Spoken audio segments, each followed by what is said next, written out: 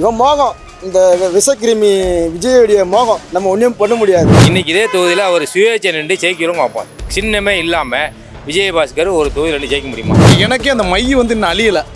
அந்த மை அழியாததுக்கலாண்டி விட்டுட்டு இப்போ பதவி ரிசைன் பண்ணி போகிறது மிகப்பெரிய தவறு. எங்களால் ஏற்றுக்கிற முடியும். இந்திய அண்ணா திராவிட முன்னேற்ற கழகத்தில் துரோகம் பண்ணவும் இங்கிருந்து போனதுனால தானே அவங்கள துரோகின்னு சொல்கிறாங்க. அவங்க இங்கேருந்து எப்படி துரோகின்னு சொல்ல முடியும்? காசு கொடுத்து ஒரு 100 ரூபா 200 கொடுத்தா நான் கூட கூட்டு வரேன், 2000 பேர் கூட்டலாம்.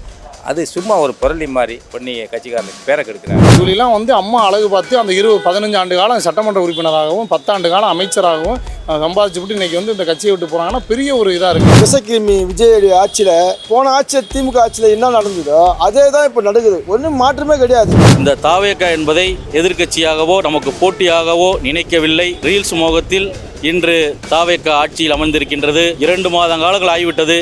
தமிழகத்தில் எங்கே பார்த்தாலும் கற்பழிப்பு, கொலை, கொள்ளை என்று நடந்து கொண்டிருக்கின்றது. சட்டம் ஒழுங்கு சீர்குலைந்து விட்டது. ஆக்ஷன் சினிமாவில் தான் ஈடுபடும். இங்கே போயிடும்.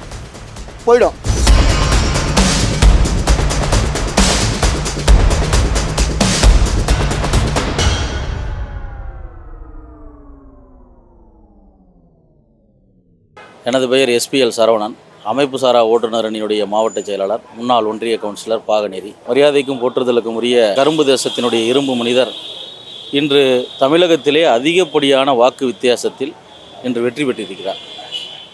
தலைவர்கள் எல்லாம், முதலமைச்சர் என்று போட்டியிட்ட தலைவர்கள் எல்லாம் இன்று தோல்வியடைந்து விட்டனர். மரியாதைக்குரிய முன்னாள் முதல்வர், நாம் தமிழர் கட்சியினுடைய ஒருங்கிணைப்பாளர், அதே போன்று இன்று இருக்கக்கூடிய ரீல்ஸ் முதல்வர் 2 தொகுதியில் நின்றார். ஒரு தொகுதியில் இல்லாமல் பயந்து கொண்டு 2 தொகுதியில் நின்றார். எடப்பாடியார் அவர்கள் இன்று கட்சியை கட்டுக்கோப்பாக வைத்திருக்கிறார்கள். சிலர் இன்று தாவேகாவுக்கு போய்கொண்டிருக்கிறார்கள் என்பது செய்தி வழியாக வந்தக்கூடிய செய்திகள் வந்து கொண்டிருக்கிறது. ஆனால் இப்பொழுதுதான் அனைத்து இந்திய அண்ணா திராவிட முன்னேற்ற கழகத்தினுடைய உண்மையான தொண்டர்கள் யார் என்பதை, இந்த தோல்வி வெற்றி என்பது நம்மளுடைய தேர்தல் களத்திலே சகசம். வெற்றி பெற்ற பின்பு கட்சியில் அனைத்தையும் தான் சுகத்தை எல்லாம் சம்பாதித்து பணபலம் தங்களுடைய பதவி பலத்தையெல்லாம் அனுபவித்த பின்பு இன்று இக்கட்டான ஒரு சூழ்நிலை இப்படி வரும் பொழுது நம்மளுடைய இயக்கத்திலிருந்து வெளியேறுவர்களெல்லாம் உண்மையான தொண்டர்கள் கிடையாது. அவர்களெல்லாம் இன்று சென்ற பின்பு இந்த கட்சி தூய இயக்கமாக மாறிக்கொண்டிருக்கின்றது. எடப்பாடியார் அவர்கள் வருகின்ற உள்ளாட்சி தேர்தலிலும் சரி, சட்டமன்ற தேர்தலிலும் சரி, கண்டிப்பாக கட்டுக்கோப்பான அமைப்புகளை அமைத்து புது இளைஞர்களை கட்சியில் இணைத்து வருகின்ற உள்ளாட்சி தேர்தலாக இருக்கட்டும், சட்டமன்றமாக இருக்கட்டும், நாடாளுமன்ற தேர்தலாக இருக்கட்டும், அனைத்து தேர்தல்களிலுமே இனி வர காலங்களில் உண்மையிலே தமிழகத்தை, மக்களை காப்போம், தமிழகத்தை மீட்போம் என்று எடப்பாடியார் இன்று வெற்றி பயணம் 195 தொகுதிகளிலே பிரச்சாரம் செய்திருக்கின்றார். இன்று 2 ஆண்டுகளுக்கு முன்பாக கட்சி ஆரம்பித்து ரீல்ஸ் மோகத்தில் இன்று விஜய் விசில் என்று ஒரு புரட்சியாக வந்துவிட்டது. நாம் எல்லாம் திராவிட முன்னேற்ற கழகத்தை தான் எதிர்க்கட்சியாக நினைத்தோம். இந்த தாவேகா என்பதை நாம் ஒருபோதும் நம்மளுடைய எதிர்க்கட்சியாகவோ நமக்கு போட்டியாகவோ நினைக்கவில்லை. ஆகையால் ரீல்ஸ் மோகத்தில் இன்று தாவேகா ஆட்சியில் அமர்ந்திருக்கின்றது. இன்னுடைய 2 மாத காலங்கள் ஆகிவிட்டது. தமிழகத்தில் எங்கே பார்த்தாலும் கற்பழிப்பு, கொலை, கொள்ளை என்று நடந்து கொண்டிருக்கின்றது. சட்டம் ஒழுங்கு சீர்குலைந்து விட்டது. ஆகையால் எடப்பாடியார் அவர்கள் மீண்டும் எழுச்சி பெறுவார். அனைத்து இந்திய அண்ணா திராவிட முன்னேற்ற கழகம் மீண்டும் அரியணையில் ஏறும் என்பதை அன்போடு தெரியப்படுத்திக் கொள்கிறேன். புரட்சி தலைவி அம்மா காலத்தில் இரும்பு பெண்மணியாக, உலகம் போற்றும் தலைவியாக, தமிழகத்திலே தனக்கு நிகர் தான் என்று கட்டுக்கோப்பாக அந்த காவல்துறையை கண்ணியத்தோடு நடத்தக்கூடிய ஒரு இயக்கம் அனைத்து இந்திய அண்ணா திராவிட முன்னேற்ற கழக இயக்கம். அதே போன்று அவர் வழியில் வந்த எடப்பாடியார் அவர்களும் தன்னுடைய காவல்துறையை கட்டுக்கோப்போடு வைத்திருக்கின்றார்.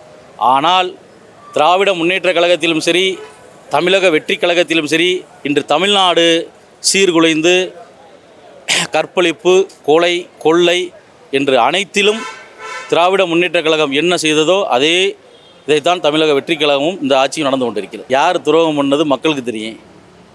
இங்கேருந்து யாரும் போகலை. அனைத்து இந்திய அண்ணா திராவிட முன்னேற்ற கழகத்தில் துரோகம் பண்ணவும் இங்கேருந்து போனதுனால தானே அவங்கள துரோகின்னு சொல்கிறாங்க. அவங்க இங்கேருந்து எப்படி துரோகின்னு சொல்ல முடியும்? உங்களுக்கே மக்களுக்கு தெரியும், நீங்கள் மீடியாக்கள் உங்கள் எல்லா பேருக்குமே தெரியும். இதை நம்ம சொல்லணுங்கிற அவசியமே இல்லையே. இல்லை, திமுகவோட கூட்டணி வைக்கிறதால தான் வந்து போகணும் அப்படின்ற ஒரு காரணம். அது முற்றிலுமான தவறான செய்தி. காரணத்தை நீங்கள் எப்படி பார்க்குறீங்க? காரணம் கிடையாது. எப்படி நம்மளுடைய இந்த இயக்கம் திராவிட முன்னேற்ற கழகத்துக்கு எதிர்த்து தான் ஆரம்பிக்கப்பட்ட இயக்கம். இது யாராவது நம்பக்கூடிய விஷயமா? நீங்களே சொல்லுங்கள், மீடியாக்களே சொல்லுங்கள். மக்கள் ஒருபோதும் இதை ஏற்றுக்கொள்ள மாட்டார்கள். அனைத்து இந்திய அண்ணா திராவிட முன்னேற்ற கழகம் தீய சக்தி திராவிட முன்னேற்ற கழகத்தை எதிர்த்து ஆரம்பிக்கப்பட்ட இயக்கம். ஆகையால் இது வதந்தி தவிர உண்மையான இது கிடையாது. உங்களுக்கே தெரியும், மீடியாவில் எங்கே பார்த்தாலும் கொலை கொள்ளை கற்பழிப்பு இப்படி தான் இருக்குது தவிர ரீல்ஸ் ஆட்சியாக தான் இருக்குது. அந்த யார் 234 தொகுதியில் போட்ட வேட்பாளர் யாருன்னே தெரியாதே. இங்கே சொல்லுங்கள். 108 பேர் வெற்றி பெற்றிருக்காங்க, 106 பேர், 160 பேருமே தெரியாது. இதுக்கு முன்னாடி ஆயிருக்கு. இதே நம்ம டிஎம்கேல எத்தனை எம்எல்ஏ போயிருக்கா, திருப்பி ஆட்சி அமைஞ்சிருக்கு. அதுபோல் தொண்டன் யாரும் இதுவரையும் போகல.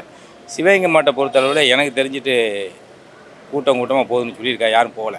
இப்போ இன்றைக்கி எல்லா மாவட்டம் வந்திருந்தோம். எல்லா பொறுப்பாளரும் மாவட்ட பொறுப்பில் இருக்கவங்க எல்லோரும் எடப்பாடி முன்னாடி இப்போ இன்றைக்கி போட்டு எடுத்தேன், பார்த்துருப்பிய. இது மாதிரி அந்த எம்எல்ஏ மந்திரியை அவருடைய சொத்தை காப்பாற்றிருக்கா, போயிருக்கா. வேறு தொண்டன் யாருமே சாரையாக போகிறோம்னு சும்மா இன்றைக்கி காசு கொடுத்து ஒரு 100 ரூபா 200 கொடுத்தா நான் கூட கூட்டி வரேன், 2000 பேர் கூட்டலாம். அது சும்மா ஒரு புரளி மாதிரி பண்ணி கட்சிக்காரர்களுக்கு பேரை கெடுக்கிறார். ஆனால் எடப்பாடி அவசரப்படாமல் நிதானமாக மீண்டும் ஆட்சி வரும்னு சொல்லி இருக்கார். அவருக்கு எங்கள் மாவட்டம் சிவகங்கை மாவட்டத்தை பொறுத்தளவில் நாங்கள் யாருமே போகலை. நான் எக்ஸ் ஊராட்சி மன்ற தலைவர், காளையார்மங்கலம், காளையார் ஒன்றியம், சிவகங்கை மாவட்டம். எனக்கு தெரிஞ்சுட்டு எங்கள் ஒன்றியமெல்லாம் வடக்கு ஒன்றியத்தில் யாரும் போனதில்லை. அது மாதிரி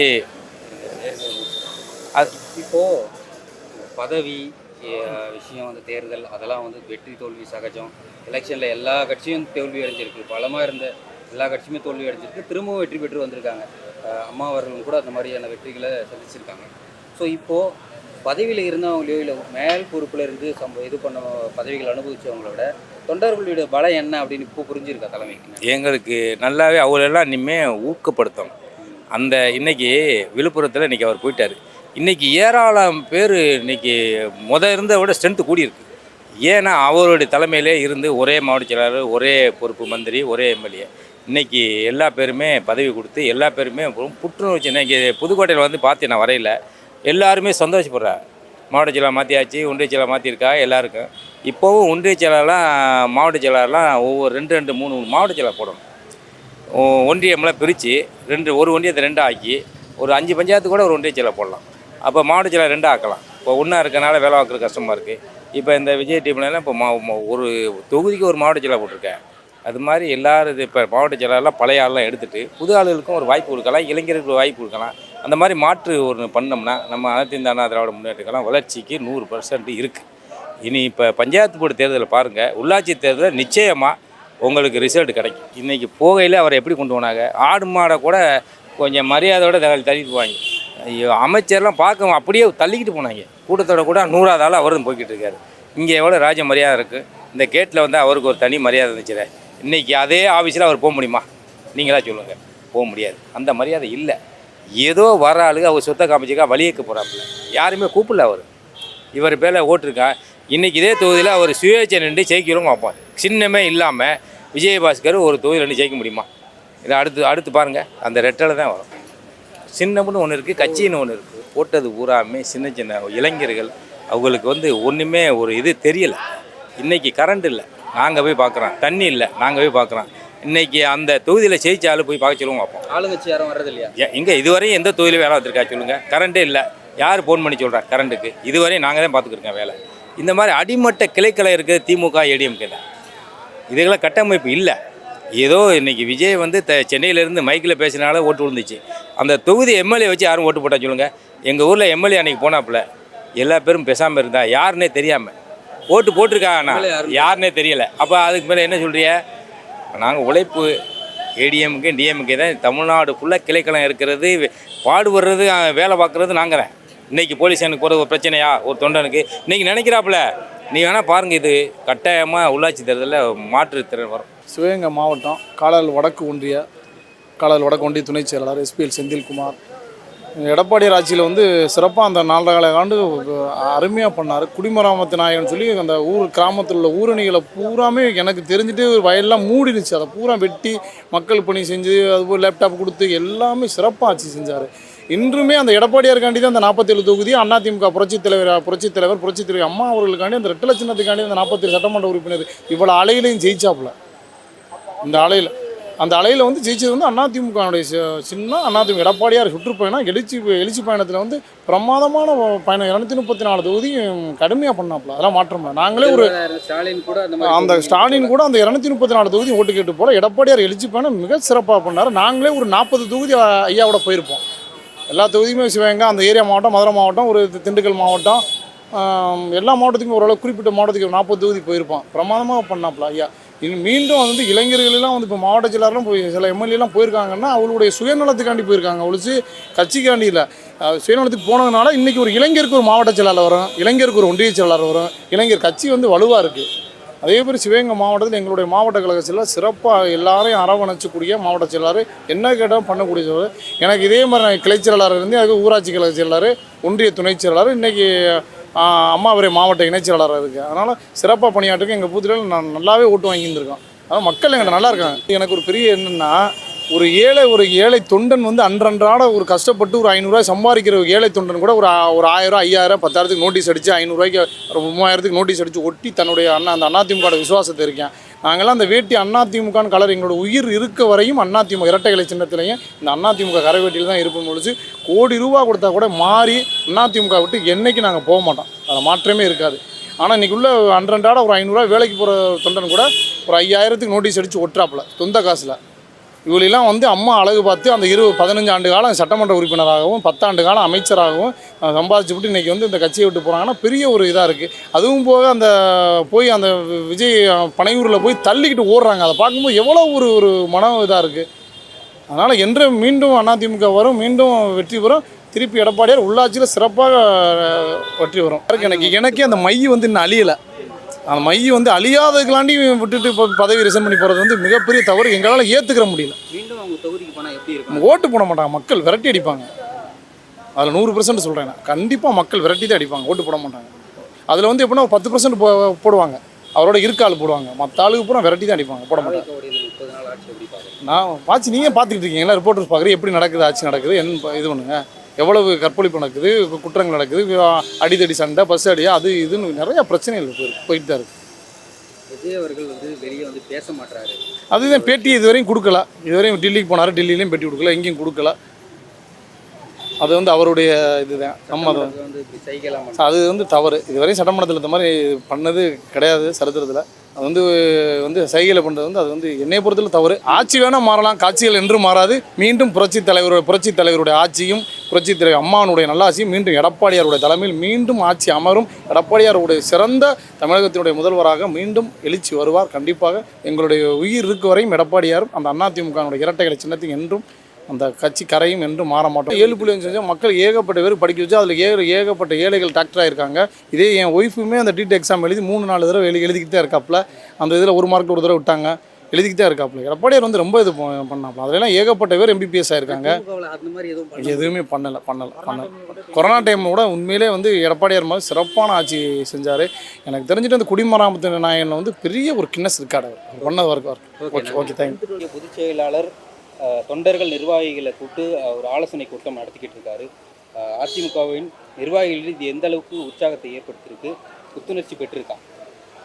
நம்ம அனைத்து இந்திய அண்ணா திராவிட முன்னேற்ற கழகத்தின் கழக பொதுச் செயலாளர் அருமை அண்ணன் பாசமிகு அண்ணன் எடப்பாடி அவர்கள் எல்லா மாவட்டத்தில் இருக்கிற எல்லாரையும் அழைத்து சில அறிவுரையும் நாம் எப்படி ஜெயிக்க வேண்டும் என்று நல்ல ஒரு தொண்டர்களுக்கும் இளைஞர்களை வந்து சேர்க்கணும். முதல்ல வந்து இளைஞர்களை வந்து சேர்க்கணும். அவர் என்ன சொல்கிறாருனாக்கா, இளைஞர்கள் சேருங்க, நல்ல இளைஞராக சேருங்க, இந்த குற்றவாளிங்க தப்பு செஞ்சுட்டு சுற்றுறவங்க அந்த இளைஞர்கள் நமக்கு தேவையில்லை.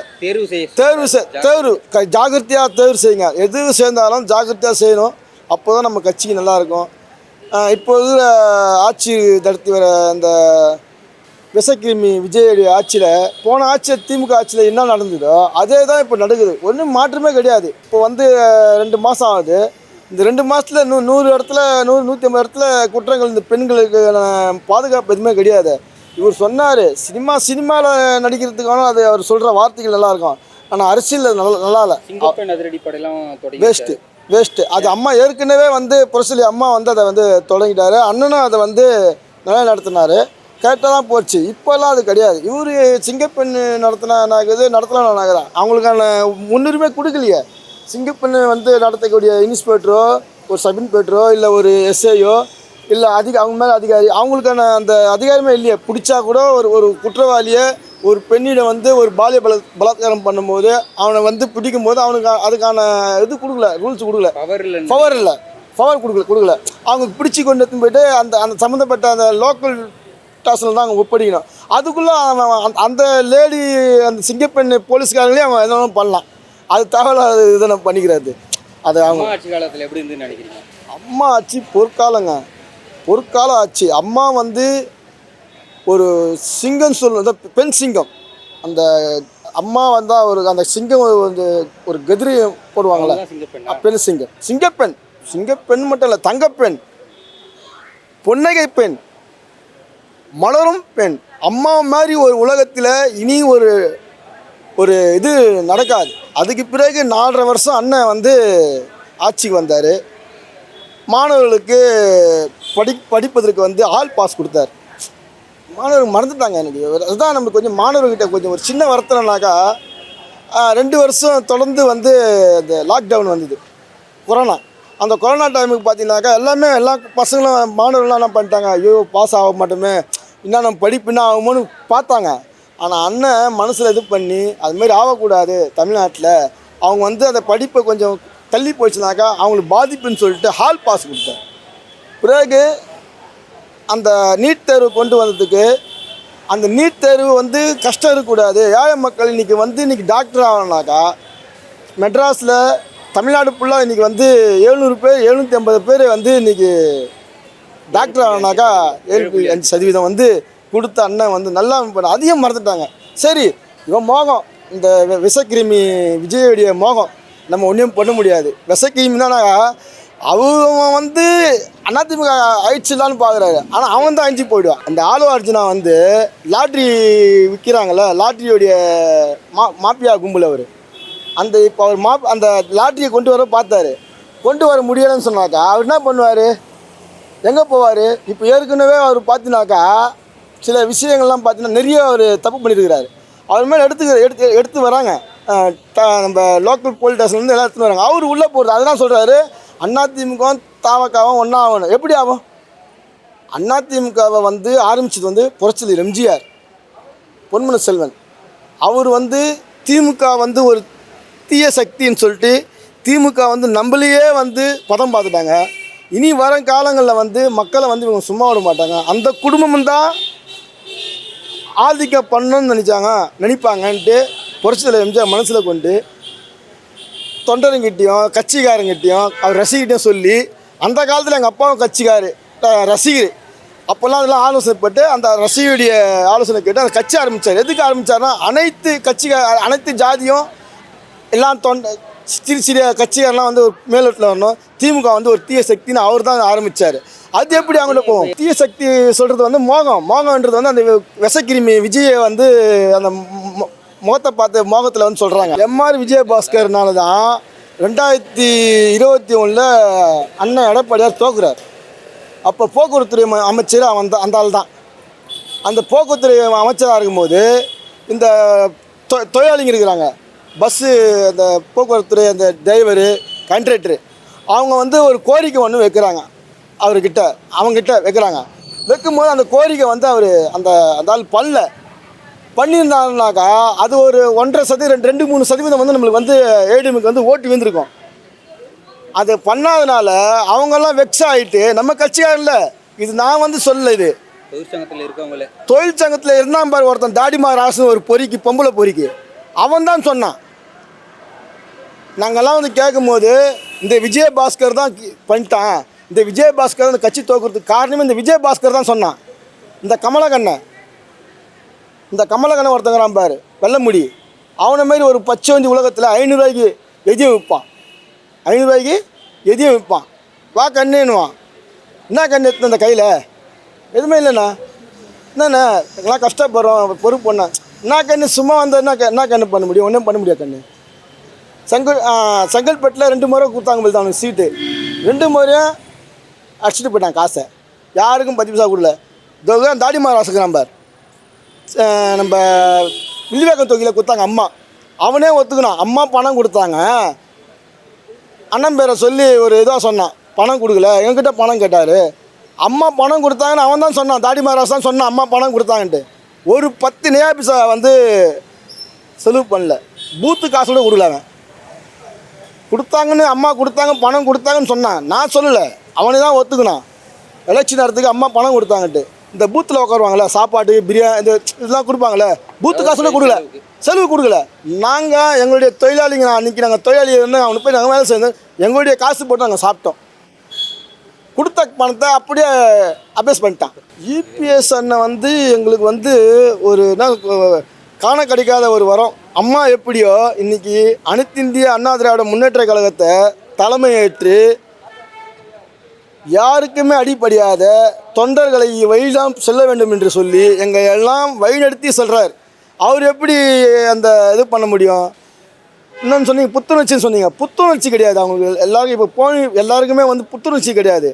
கேன்சர் வந்துக்குது அவனுக்கு. கொஞ்சம் கொஞ்சமாக செத்துருவானுங்க. அவனுங்களாம் அவனுக்கு தள்ள மணி போட்டுனானுங்க. அதிமுகவுக்கு எவன் துரோகம் சென்று போவானோ அத்தனை பேருமே கேன்சர் வந்து தான் போவானுங்க. கேன்சர்னால் அவன் புள்ள குட்டி எல்லாமே அதிமுகவில் காரம் ஆகணுங்க, அதிமுகவில் பதிவு ஆகணும், அதிமுகவில் மாவட்ட ஆகணுங்க, அதிமுகவில் எம்எல்ஏ ஆகணுங்க, அதிமுகவில் அமைச்சர் ஆகணுங்க.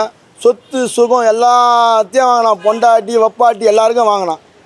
இன்றைக்கி எல்லாமே இருந்து சமாளிச்சுட்டு இன்னொரு கட்சிக்கு போயிட்டு அதிமுக குறை சொல்கிறதும் அண்ணன் எடப்பாடியை குறை சொல்கிறதும் எந்த வகையில் ஏற்றுக்க முடியும்? நீங்கள் போனீங்க போங்க, நீங்கள் போங்க, அங்கே சமாளிச்சிங்க, இங்கே சமாளிச்சிங்களே தலைமையகத்தில் ஒப்படைச்சிட்டு போங்க. அவன் ஆம்பளை இங்கே வந்து சமாளிச்சுட்டு பெக்காத புள்ளிக்கு நான் தான் அப்பான்னு சொன்னாங்க. எப்படிங்க ஒத்துக்க முடியும்? பெக்காத புள்ளிக்கு நான் தான் அப்பன்னு எப்படி ஒத்துக்க முடியும்? இங்கே ஒருத்தன் போனான் பாருங்க, இங்கே ஒருத்தங்கிறான் நம்ம கந்தஞ்சாவடியில் ஒருத்தங்கிறான். நேற்று வரைக்கும் காலைல வரைக்கும் ஒருத்தன் சென்னை மாநகராட்சியில் குரல் கொடுக்குறான் புள்ள சதீஷ் அண்ணனை பற்றி. ஈவினிங் 2 நாள் மறுநாள் பார்த்தாக்கா திமுகவில் அது இதில் போய் தாவக்கால போயிட்டு இணைகிறான். அது கேட்டாக்கா தலைச்சா செய்ய போகிறான். ஏன்டா நான் ஜெயிக்க வைக்கிறேன்னு சொல்லிட்டு எல்லாத்தையும் வாங்கி அவரை இதாக பண்ணாங்க. எல்லாம் நம்பினார். அண்ணன் எடப்பாடியார் நம்பினாலும் தப்புன்றானுங்க, நம்பினாலும் தப்புன்றானுங்க. பொறுப்பு வந்து கொடுத்துட்டாரு மாவட்ட செயலாளர் நம்பி வந்து அவர் வந்து இத்தனை தொகுதி நான் ஜெயிச்சு தரேன்னு சொல்லும்போது சரி நம்மளுக்கு இதாக இருப்பான்னு சொல்லிட்டு கொடுக்குறாரு. அவனுங்க மட்டும் ஜெயிச்சா தான் அமைச்சர் ஆகும், மற்றவங்களாம் வந்து ஜெயிச்சா அமைச்சர் அவனுங்கெல்லாம் பெரிய ஆகிடுவானுங்க, நம்ம எல்லாம் தோக்க வச்சிடறானுங்க. தோக்க வச்சுட்டு அவர் மேலே வந்து பைய சுமத்துறானுங்க. வந்து அந்த மாவட்டத்தில் ஒரு கட்சி தோக்குறானாக்கா பொறுப்பு மாவட்ட செயல் தான். எப்படி ஒரு அண்ணன் இது பண்ணுவார்? 1.5 வருஷம் 1 வருஷம் இல்லைண்ணா 1 வருஷம் அவர் சுற்றுப்பயணம் சென்று தன்னலம் பாராமல் இந்த 234 தொகுதியிலையும் நிற்கின்ற வேட்பாளருக்கு உழைத்தார் ஒருவர். அம்மா மறந்துட்டாங்க, தலைவர் அதுக்கு முன்னே மறந்துட்டாங்க. அம்மா முகம், தலைவர் முகம். ஆனால் இன்னைக்கு எதிர்கட்சியாக தலைவராக இருந்து பிறகு 53 சீட்டு ஜெயிக்கிறாருனாக்கா அது ஆனால் எடப்பாடியாக இருந்தால்தான். எவ்வளோ பேர் ஸ்டாலின் பார்த்தீங்கன்னா கேவலமாக தருவார். அண்ணன் எடப்பாடியார் சாலத்தில் நின்று 96,000 ஓட்டு லீடிங்கில் இருந்து இதில் ஜெயிக்கிறார். 96,000 ஓட்டு பவர். ஒரு கட்சியோட தலைவர் தோக்குறார். நான் அதிமுகவுடைய பொய்ச்செயலாளர் ஜெயிக்கிறார். இன்றைக்கி கூட நீங்கள் கேட்டீங்கன்னாக்கா மாணவர்கள் வந்து தோத்துட்டு போய் சொல்கிறாங்க, ஐயோ அவர் இருக்கும்போது நல்லா தான் இருந்தது. இன்றைக்கி கூட பாருங்கள், இன்னும் அந்த நீட் தேர்வில் வந்து 2 பேர் தற்கொலை பண்ணிட்டாங்க. இவன் தான் பண்ணார். அன்றைக்கி ஒரே ஒரு அனிதா இறந்ததுக்கு அந்த உதயநிதி ஸ்டாலின் முதல் கொண்டு எதிர்கட்சி அத்தனை பேரும் அன்றைக்கி இது பண்ணாங்க. ஆனால் திமுக ஆட்சியில் 36 பேர் 34 பேரோ இறந்தாங்க. இப்போ இந்த டிவிக்கு இந்த விஷக்கிருமி விஜய் ஆட்சியில் 2 பேர் இறந்துட்டாங்க, தற்கொலை பண்ணிட்டாங்க. என்ன பண்ணார் இவர்? சினிமாவில் ஜோ கொடுக்குற மாதிரி இங்கே வந்து ஆக்ஷன் கொடுக்குறாரு. ஆக்ஷன் சினிமாவில் தான் ஈடுபடும், இங்கே வந்து போயிடும்.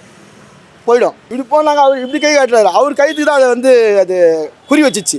நம்ம குறி வைக்கல, அதிமுக காரணம் மற்றவங்களும் குறி வைக்கல. அவருக்கு வரல, அவரே அப்படி வச்சுட்டு நான் காலிடான்னு அவரே காட்டிட்டார். என்னுடைய பேர் வந்து ஜேஆ ஸ்ரீ கபாலி, தென் சென்னை வடக்கு கிழக்கு மாவட்ட அண்ணா தொழிற்சங்க மாவட்ட செயலாளர். நன்றி. மாற்றுத்திறனாளிக்கு நான் ஒரு புக் எழுதியிருக்கேன். இந்த புக்குக்கெல்லாம் முதல்ல உந்துதல் வந்து என்னை கேட்டால் வந்து அம்மா தான் சொல்லணும். அம்மா வந்து எனக்கு படிக்கிறதுக்கு புக்கு மிஷின் வாங்குறதுக்கு 50,000 ரூபா அப்போ அந்த காலத்தில் கொடுத்தாங்க. 1998 அப்போதுலேருந்து அதுக்கு முன்னாடியிலேருந்தே நான் கட்சியில் இருக்கேன். நம்ம ஓரளவு என்னால் முடிஞ்சது கட்சி பண்ணி என்ன பண்ணணும் அது நான் எல்லாருக்கும் என்னை கேட்டால் சொல்லுவேன். மாற்றுத்திறனாளிகள்லாம் நிறைய பேருக்கு சொல்லிகிட்டு இருக்கேன். என்னென்ன ஸ்கீம்ஸ் நம்ம அம்மா நல்ல ஸ்கீம் போட்டாங்களோ அதெல்லாம் சொல்லியிருக்கேன். அதுக்கப்புறம் வந்து இப்போது எடப்பாடிக்கு அரசு வந்தப்போவும் நல்ல ஸ்கீம்ஸ் எல்லாம் போட்டாங்க. அதெல்லாமும் நம்ம வந்து மக்களுக்கு விழிப்புணர்வு ஏற்படுத்துகிற வகையில் ஊராக போய் மாற்றுத்திறனாளிக்கெல்லாம் விழிப்புணர்வு ஏற்படுத்திகிட்டு இருந்திருக்கோம். அதனால் இப்போ வந்து நம்ம அரசு வந்தால் நமக்கு இன்னும் நல்லாயிருக்கும்.